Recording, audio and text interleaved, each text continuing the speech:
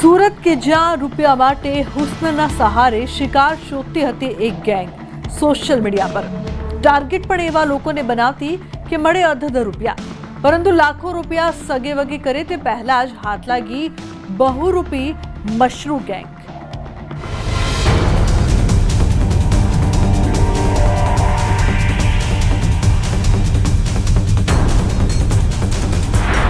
Social મીડિયાથી કરતી સંપર્ક,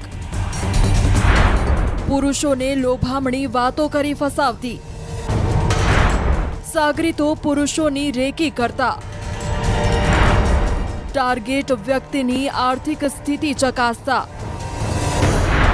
ગભરૂ વ્યક્તિને પહેલો ફસાવતા, આવી વિવિધ પ્રકારની યુક્તિ પ્રયુક્તિઓ વાપરી હની ટ્રેપનો ખેલ ખેલતી મશરૂ ગેંગ ગિરફ્તમાં આવી ગઈ છે। વાત સુરતના કતારગામ વિસ્તારની છે કે જ્યાં એક આધેડને રૂપિયા માટે હની ટ્રેપનો શિકાર બનાવાયો અને તેની સામે બળાત્કાર જેવા ગંભીર આરોપો લગાવી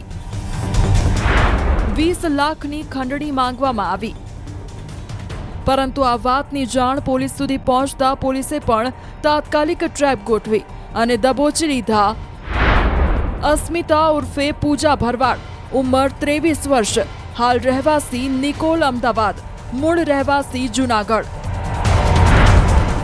અમિત ઉર્ફે ભરત મનસુખભાઈ મશરૂ, ઉંમર 23 વર્ષ, રહેવાસી કતારગામ, સુરત। સુમિત મનસુખભાઈ મશરૂ, ઉંમર 36 વર્ષ, રહેવાસી કતારગામ, સુરત। આ તમામ પોલીસના હાથ લાગતા જ સુરતમાં છેલ્લા કેટલાય સમયથી ચાલતી મશરૂ ગેંગનો પર્દાફાશ કરવામાં આવ્યો છે। સુરત સિટીની અંદર આવી 10 ગેંગો કાર્યરત છે કે જેઓ આવા જ પ્રકારનું કામ કરે છે અને આ લોકો મહિલા જે છે એને પેપર તરીકે એ લોકો કોડવર્ડ વાપરે છે કે જે મહિલાઓ મેસેજ કરે, કોઈ પણ પુરુષની સાથે કોન્ટેક્ટમાં આવે તો આ લોકો પહેલાં વર્કઆઉટ કરતા હોય છે કે જે પુરુષ છે એની પાસે આર્થિક સ્થિતિ એની કેવી છે, એનું ગભરું માણસ છે કે પછી મજબૂત માણસ છે, આવું બધું ચેક કર્યા પછી એને આ લોકો શિકાર બનાવતા હોય છે। મુખ્ય સૂત્રધાર અમિત મશરૂ।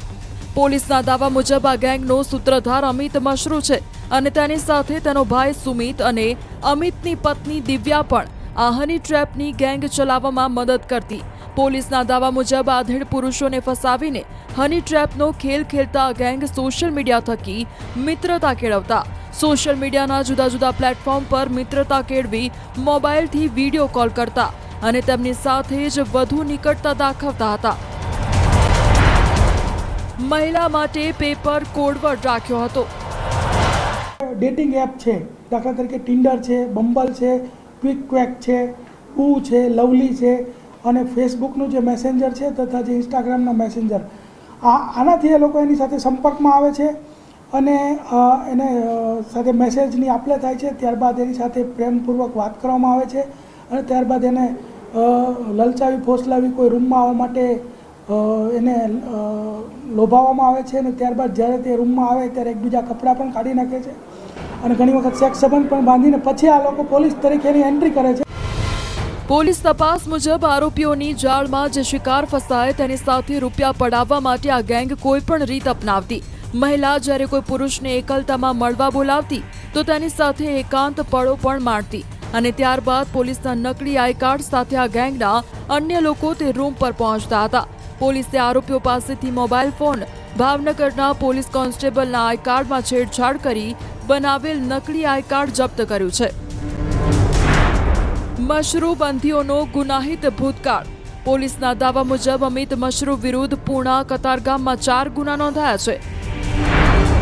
તદુપરાંત સુમિત વિરુદ્ધ ઉમરા અને કતારગામમાં 2 ગુના નોંધાયેલા છે તથા પાસા ફટકારવામાં આવી છે। ત્યારે મશરૂ ગેંગ સાથે અન્ય કેટલા લોકો સંડોવાયેલા છે તેની તપાસ પોલીસ કરી રહી છે। સાથોસાથ આ પ્રકારની અન્ય 10 ગેંગ સુરતમાં કાર્યરત હોવાનું બહાર આવતા તેઓની તલાશ પોલીસે વધુ તેજ કરી દીધી છે। સુરતથી કીર્તેશ પટેલ, ન્યૂઝ 18 ગુજરાતી।